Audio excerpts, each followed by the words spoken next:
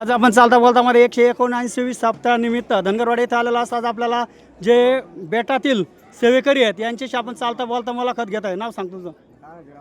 तुमचं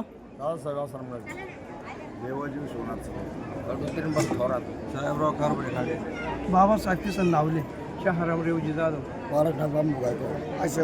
आता आपण काय सेवा म्हणून काम केलंय? काही विनेकरी का? झेंडेकरीचे पथकार 7 दिवस काम केलं. किती लोक आले आपण तिकडले बेटातून? 13-14 लोक आहे का? बरं.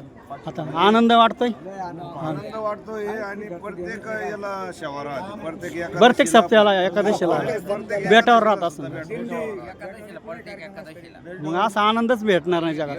मग आता तुमचं एवढं सेवेकरी वय आहे, तुमचे हातपाय कोणचे दुखतात का? काहीच नाही दुखत ना. आणि जे घरी राहिले त्यांचे हातपाय दुखत त्यांना काय सांगू शकता तुम्ही? तुम्ही सप्त्याला इकडं हा आणि आमटी भाकर खा, आयुष्यभर केलेलं राहत नाही. हा आपलं देवाचं घरी संसारात झिजण्यापेक्षा परमार्थासाठी झिजवा, आनंद होतोय नक्की. आहे आता मला लोक म्हणते तू असं दिवसभर हिंडत राहतो. मी मला तरी हिंडत तर मी सुखी आहे ना. आणि तुम्ही आचार्य काम म्हणून काम आनंद वाटतोय. आता आपण हे